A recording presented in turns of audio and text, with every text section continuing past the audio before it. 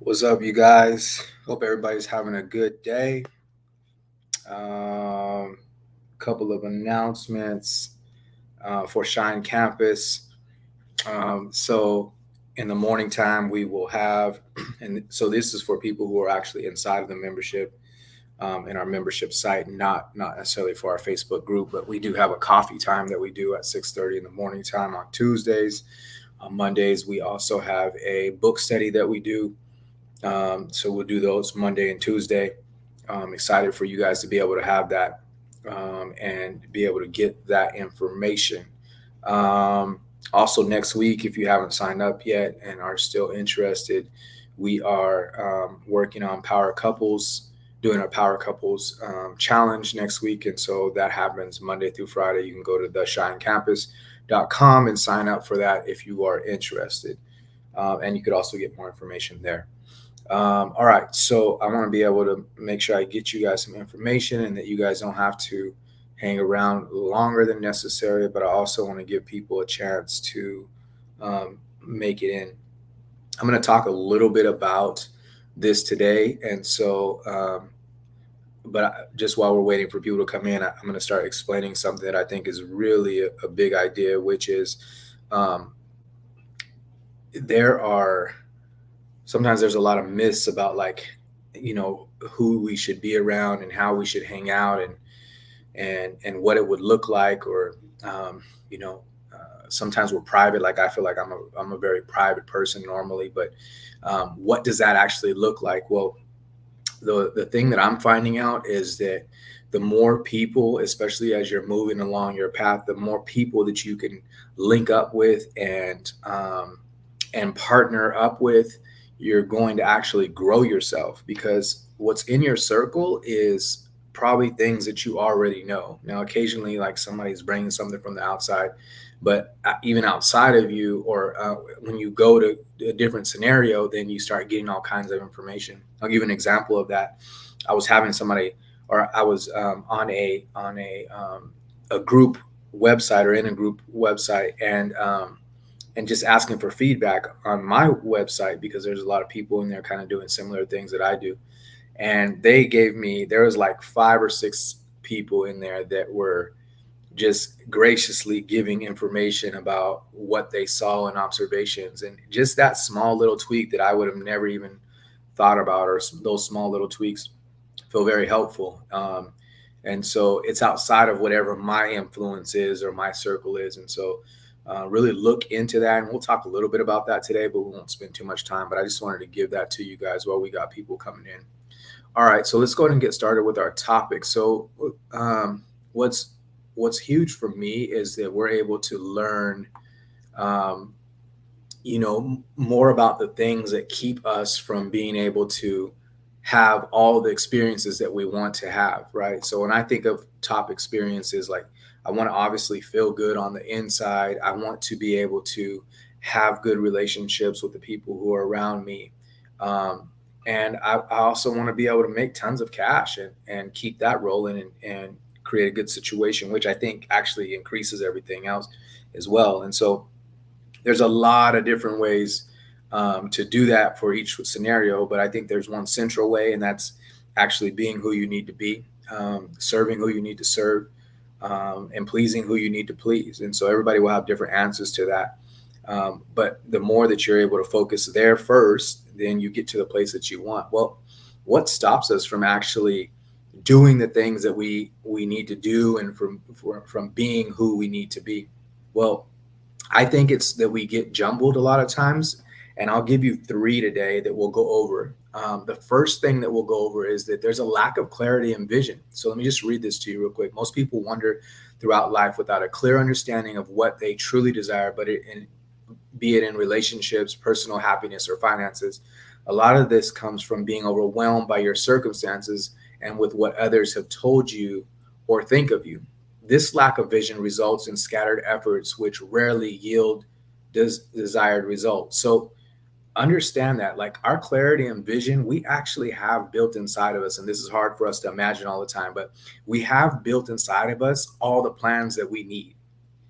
it's everybody else's hurt and everybody else's opinions and everybody else's thoughts and everybody else's direction that starts jumbling us, right? And so the more that we take on everybody else's stuff, then the more we can't realize who we are, right?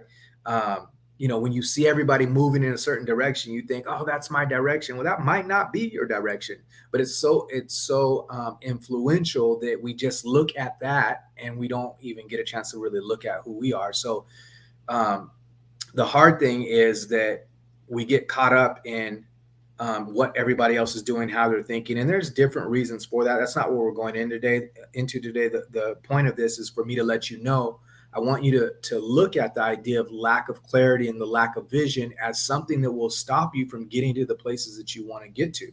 So how do you do it differently? To me, the way that you would do it differently is you start asking different kinds of questions. If you can spend the time, even though everything seems overwhelming at a given moment, if you could spend the time to grab the clarity about who you are, whose you are, right? If you can grab the clarity about what you want to be doing, get back to what you like. One of the things that I kind of reflect on recently is like, man, I used to draw a whole lot. And that's an initial like from drawing with my cousins type scenario that I enjoyed doing that I no longer do anymore. And so that creativity, that concept, and I don't know if it's still drawing, but the idea that that's there is a huge deal. And I have to undo all the clutter and all the things that I have in life right now just to be able to look at that and get a little bit more clear. And so I'm going to give you a couple of questions that you can have. So here's questions. What do I truly want from my relationships? Ask that from yourself. What does happiness look like for me? What are my financial goals? And then reflect on who you are, absent of any of the suggestions and impressions that have been left on you. So we all have hard experiences. If we remove those away, like who am I before I get to those things? Because actually part of me is able to get past those things. I want to know who that person is, right? Once you get a little bit more clear, I want you to create a vision board or a journal that helps you to detail this and give yourself a chance. If you guys receive my vision board, it's pretty detailed, but it happens in a circular motion and it has a whole lot of clarity around how it will happen or what it actually look like. And it gives me a way to look at exactly how I'm going to be overall. So a clear vision acts as a roadmap and it guides your efforts in the right direction. So it's a huge deal. It's actually a fun thing to do, for me at least, to create a vision board, but whatever works for you, you can do that. All right. So then the second thing that's going to keep you from being able to have the cash you want, the relationships you want, and the joy that you want inside of your heart is you neglecting your own personal growth and learning. I know that life gets super busy, and usually like for instance, I went to college. Usually the college point is a stopping point for us learning. I mean, we're going to automatically kind of learn other things as humans, but that usually becomes the stopping point where we say, like, I've done my learning, now I got to go to work, right? And if you think about it this way, anything that is growing or any kind of actions that we're doing towards growing, that's actually something that says, okay, I'm moving away from disintegrating, right? So anything where we stop learning and we stop growing, it moves in the opposite direction. So what are we doing if there's only two splits to this scenario? Like, what am I doing if I've stopped learning, right? So listen to this. Personal growth is a gateway to achieving anything in life. Neglecting your self-improvement can lead to stagnation. Stagnation is what I'm talking about, because if you're not creating, you're disintegrating. It's only two things, right? So we have to be able to grow with what we're learning. This might manifest as recurrent toxic patterns in relationships, an inability to experience genuine joy in life, or financial hardships, right? So it can manifest itself in different ways.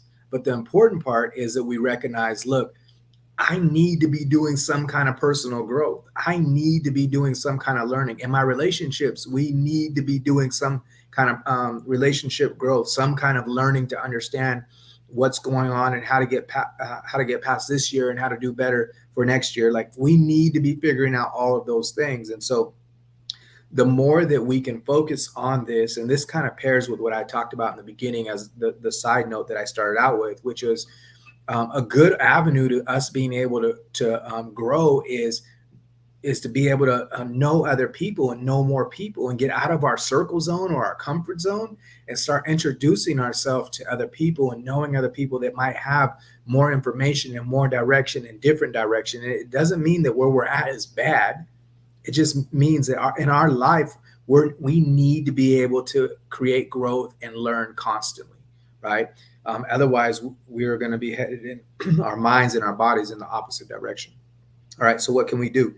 Well, one is commit to being a lifetime learner. I talked about grabbing onto other people, but have books and attend seminars and engage in different courses that elevate your understanding of relationships, emotional intelligence, and financial literacy. There's people all around you guys that are doing things that are so amazing. I put on this workshop, and there are some amazing people that came on that workshop, or just interesting different aspects of learning. And so what it tells me is there's so much out there, so many opportunities out there for you to be able to learn and be able to grow. And now with the idea of YouTube, and it's like a university where you could learn anything that you want to, but you have to be committed to being able to learn.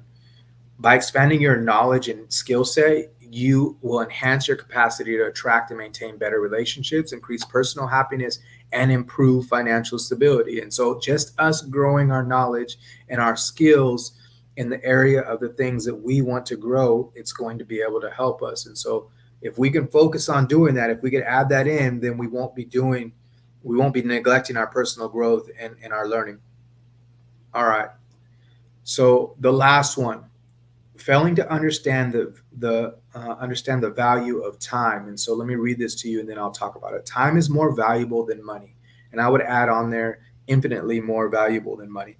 Most individuals waste their precious hours on trivial pursuits while lamenting about lack of joy, poor relationships, or financial hardships, but not valuing their time. They inadvertently block the flow of positivity and prosperity into their lives, right? So I think there's a thing that goes on that was at least brought out to me, and it's worth everybody knowing. Um, so the idea that time is more important than money, everybody knows that. I know you guys are all going to say that, because everybody would say that they prefer to hang out with their family. But then we go and spend tons of time at the place that is going to pay us and less time at the place that we actually want to be in, right? With our families, or with our families on vacation, or in those different scenarios. So don't judge yourself. It's not about that. It's just about knowing something different.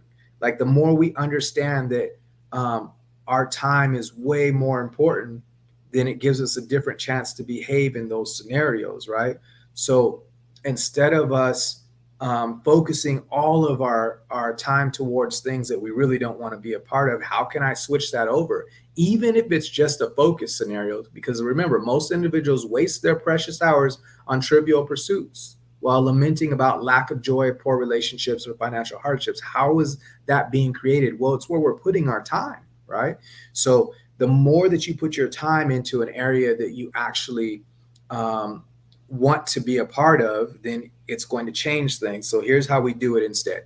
We start auditing what our routines look like. What am I doing with my time, right? How much time am I spending on things that don't really align with some of my goals or values, right? It could be as simple as checking your scores on the apps, like how long I was on the apps today, right? It could be as simple as that. Just look at that. Like that's part of you auditing what's going on. How much time did I spend on that versus how much time I actually want to spend with doing what we did maybe in the first or second scenario where we're saying we're really trying to grow ourselves.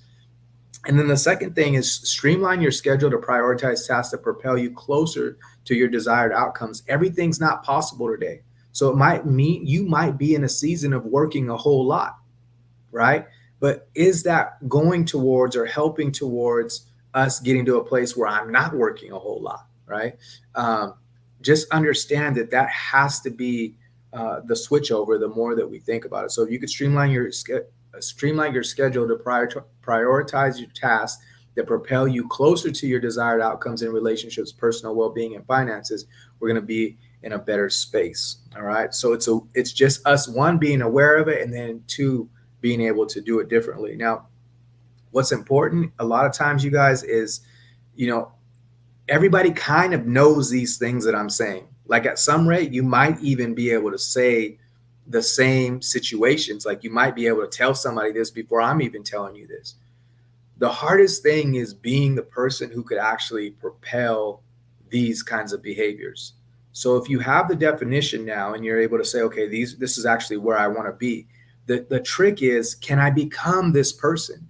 And that's a fight. That's the fight where that you have to do the most. It's not about you fighting to do a schedule. It's not. That's not the fight. The fight is being the person who says, man, I want to be able to be connected and serve my family, right? That's what it's really about. And so if you go there first, then the other things become just a part of what's in the line, and it's easier to do at that point in time. And so if you're struggling with what to do, if you're struggling with the idea of having the things that you want to have, you go back to figuring out, okay, how do I simplify things enough to where I can become who it is that I want to become? All right, you guys, it was good to talk to you guys. We'll talk to you next Sunday. And for anybody who's in our Shine campus, we'll see you on Monday and Tuesday morning. Have a good week.